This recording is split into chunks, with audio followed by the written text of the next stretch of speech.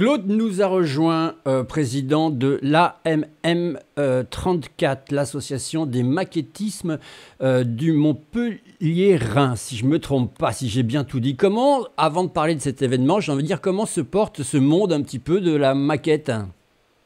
Ben, le monde de la maquette va, je pense, beaucoup évoluer maintenant parce que les anciennes générations, celles qui sont plus âgées que nous, disparaissent et les héritiers ne savent pas quoi faire des maquettes.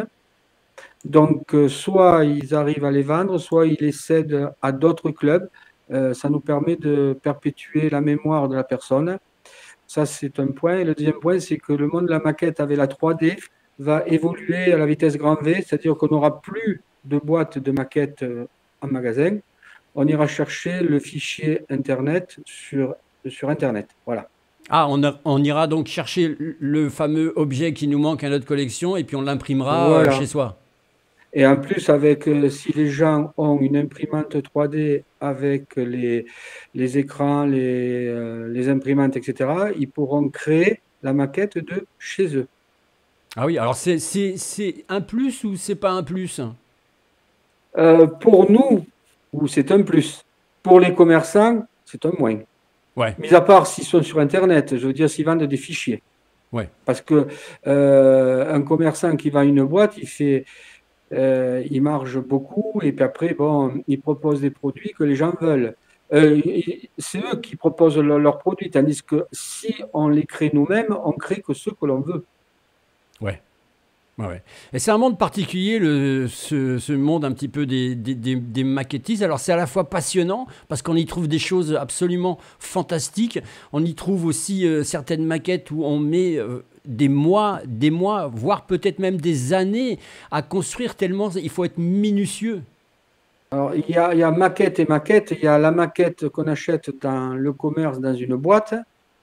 On peut la monter dans la journée comme on peut la monter dans un mois. Et vous avez la maquette que vous créez ab nihilo du début, c'est-à-dire le scratch complet. Et là, ça peut prendre du temps.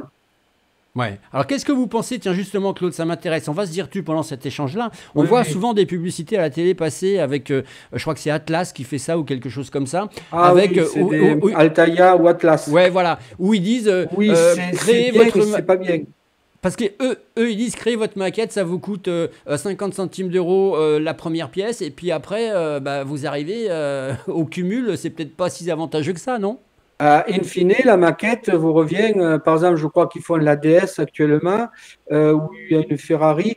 In fine, la maquette vous revient à 1200 euros à peu près. Ah Et oui, c'est pas une maquette. En fait, on vous donne des pièces de maquette toutes peintes, toutes finies, que vous vissez. ouais. Bon, après, vous pouvez, vous, la modifier et refaire des choses, mais autrement, vous avez une maquette que n'importe qui peut faire parce que c'est des vis. Ouais. En plus, elle est peinte. Eh oui, oui, hein, c'est vraiment très très particulier. Alors qu'est-ce qu'on va C'est, trouver ce week-end? C'est à Palavas-les-Flots. On va pas situer Palavas-les-Flots puisque tout le monde connaît maintenant. Euh, qu'est-ce que les gens vont découvrir à ce salon de la maquette? Alors, le salon de la maquette, quand je l'ai créé en 2003, c'est-à-dire on est à la 22e édition parce qu'il y a eu le Covid qui est passé par là, donc ça nous a enlevé une année. Euh, Nous, ça n'a pas évolué. On n'est pas un club et un salon élitiste. On cherche à faire que les gens montrent ce qu'ils font, qu'ils soient pas bons ou qu'ils soient excellents. Il ne faut pas avoir honte de ce qu'on fait. Puis après, on n'est pas misogyne, on accepte les femmes qui mettent leur création parce que les femmes font des maquettes aussi. Mhm. C'est peut-être pas des maquettes comme les nôtres parce que nous, l'homme, c'est Mars, c'est la guerre. Eux, c'est Vénus. Donc, mais par exemple, quand vous prenez des femmes qui font des figurines, j'en ai vu, les figurines où les véhicules sont mieux peints que les hommes. Nous, c'est tranché. Elles, c'est plus délicat. Moi, j'ai vu des maquettes absolument à tomber par terre. Alors, je ne sais même pas si on peut dire maquette à ce stade-là. C'est des maquettes de Star Wars, par exemple. Ah oui, ça, c'est autre chose. C'est énormissime. Mm. Ah, les Star Wars, c'est des maquettes qui valent d'abord très cher parce qu'elles sont cotées. Ça dépend qui les fait, hein. Moi, si j'en fais une, elle ne sera pas cotée. Si vous prenez un grand maquettiste, elle peut être cotée. Et en plus, à l'achat, elle vaut très cher, une maquette Star Wars, hein. D'accord. Alors, il y a justement, il y a un business lié à la maquette comme ça. On parle de cotation, par exemple, mais il y a un vrai business. Il y a des maquettes qui peuvent valoir très cher, à la fois si elles sont montées ou pas montées. Vous avez un marché de la maquette où des gens de France et de Navarre sont connus. Vous avez l'école italienne, vous aviez eu l'école française, vous avez l'école espagnole. C'est un peu comme les peintures de la Renaissance, hein. Vous avez différentes écoles. Vous aviez à un moment donné l'école russe. C'était des gens qui faisaient des figurines sublimes, ça s'appelait les Russian Vitas. Ils faisaient des armoiries, c'était superbe ce qu'ils faisaient. Vous aviez l'école allemande qui faisait les plats d'étain de Nuremberg. En fait, c'est des maquettes qui sont aplaties. C'est comme une silhouette. Ça, c'est les plats d'étain de Nuremberg. Il faut voir ce qu'ils font. Ouais. Mais vous avez un marché, vous avez des collectionneurs de maquettes, surtout dans les soldats de plomb et dans les bateaux et dans les trains. Les chars, bon, les chars, les avions, c'est un peu spécial, hein. D'accord. Mais ceux qui collectionnent, vraiment les collectionneurs, c'est les soldats dits de plomb, les bateaux en bois et quelques figurines en ronde de bosse. Mais c'est un marché très, très, très fermé. C'est Oui. confidentiel même. Et alors, ah oui, et alors, c'est pour ça que c'est intéressant ce monde à la fois de la maquette, du miniaturisme, on va dire ça un petit peu aussi comme ça. Les gens, lorsqu'ils vont venir à ce salon-là, ils vont y découvrir divers stands, bien sûr. Alors à la fois je sais pas si ça se dit, des maquetteurs, je ne sais pas, ou j'ai peut-être inventé ce mot. Maquettiste. Maquettistes, oui, voilà. Oui. Ils vont y découvrir des spécialistes, ils vont y découvrir aussi peut-être des novices, et puis eux, peut-être qu'ils savent même pas qu'ils vont peut-être ressortir avec une boîte. De maquettes, hein. Alors, ce qu'il y a, c'est que là, dans le salon, il va y avoir tout le genre des maquettes. Il y aura quelques modèles réduits. Les modèles réduits, c'est les avions, les voitures, les camions qui roulent. Ça, c'est Mhm. des modèles réduits, c'est des cousins. Vous avez le maquettisme ferroviaire. Vous avez le maquettiste, par exemple, les femmes font souvent des petits cadres animés où elles reconstituent l'école dans laquelle elles étaient, la maison, etc. Vous avez une personne qui va venir avec des décors genre fée clochette, des décors féeriques. Vous allez avoir des Lego, vous allez avoir des Playmobil. Ah oui. Bon, est-ce que c'est la maquette? Est-ce que c'est pas la maquette? C'est un passe-temps. Ah oui, c'est ça, parce que quand tu dis Playmobil, Lego, on sait plus si c'est... Voilà. parce qu'il y a des salons spéciaux hein, qui sont dédiés Ah oui, oui, des au... salons spéciaux. C'est-à-dire que Playmobil, il y aura un stand. Lego, il y aura un stand. Alors qu'à l'inverse, si on va chez eux, nous, il n'y aura qu'un stand de maquettes. D'accord. Vous allez avoir un stand où il y a des avions radiocommandés, mais qui ne peuvent pas voler, question de sécurité. Hmm. Vous allez avoir un stand où il y a des camions qui roulent, même les enfants peuvent se monter dessus. Ah oui, Bon, cette année, nous n'aurons pas, parce qu'il a eu un problème mécanique. L'année dernière, on avait eu le char. Vous savez ce que c'est un char tigre, le char de l'armée allemande. oui. C'est énorme. Il est grand comme l'intérieur d'une Clio.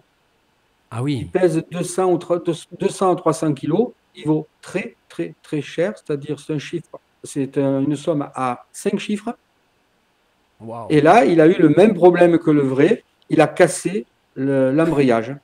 Et casser l'embrayage, c'est 5000 euros. Il faut être passionné comme ça de construction, pour être Pour être maquettiste, il faut être Ouais. passionné, soit dans l'histoire, soit dans l'automobile, soit dans la technique. Parce que quand vous refaites un engin, vous pouvez faire n'importe quoi. Je dis bien n'importe quoi. C'est-à-dire que vous allez faire une maquette, elle sera jolie, mais elle sera fausse. Pour un puriste. Hmm. C'est-à-dire que, bon, moi, j'ai une maîtrise d'histoire militaire, j'étais tankiste, je suis officier de réserve de la cavalerie. Il y en a d'autres chez nous, il y a un sous-marinier nucléaire, donc il fait que des bateaux. Mais il vous expliquera pourquoi il y a telle chose à tel endroit. Par exemple, moi, à un moment donné, j'avais fait le Leclerc, et j'ai dit, mais c'est pas possible, c'est pas le vrai. Il y a quelque chose sur la maquette qui me gênait. En fait, c'était une excroissance qui était sur la tourelle, mais le Tamiya, le fabricant de la maquette, ne l'a pas expliqué. Et moi, je savais que c'était le problème de la climatisation. Ils avaient mis une climatisation dans l'engin, parce que pour faire tourner un ordinateur, il faut la climatisation. Et du coup, ils avaient dû relever le toit de la tourelle. D'accord. Donc, Vous avez par exemple, moi je rigole quand je vois les films comme Alexandre ou les films historiques, ou par exemple le dernier Gladiator, j'étais tordu de rire. Mais hmm, c'est honteux de voir ça. oui. Alors que Après, si vous regardez la septième compagnie, c'est à peu près réel. ouais. Il faut être sûr de ce qu'on fait. C'est-à-dire, vous ne pouvez pas mettre en disant voilà, je mets Cléopâtre, je la mets à côté de Nefertiti. Il y a quand même 2000 ans d'écart entre Ouais. toutes les deux. Vous voyez, il faut, quand on fait une maquette, l'enfant qui le fait, il faut que le père ou la mère le guide à lire dans les livres. Le livre, il y a une chronologie, il y a toute une histoire. Et à partir de là, il choisit. Soit je fais, par exemple, il ne va pas faire une Renault Alpine et dire 1910. C'est pas possible. Et oui, on l'a bien compris, Claude. Je suis désolé, il faut qu'on accélère parce qu'on n'a plus beaucoup de Hmm. temps. On va rappeler que ça se situe à la salle bleue Bleu de Palavas. de Palavas. Il y a une tarification pour que les gens, s'ils veulent Alors, venir. l'entrée, c'est 5 euros. Moitié tarif au moins entre 12 et 18 ans les étudiants. Gratuit en dessous et bien entendu gratuit aux handicapés et à leurs accompagnateurs. Et ben voilà, on en sait beaucoup plus. En tout cas, soyez au rendez-vous pour ce monde merveilleux de la maquette, du modèle réduit, mais pas que. Et vous allez apprendre à la fois, on l'a vu avec Claude, hein, beaucoup d'histoires, parce que ce ne sont pas que des maquettes, c'est plus que ça encore. Et c'est à découvrir tout ce week-end à Palavas. Merci Claude. De rien. Au revoir.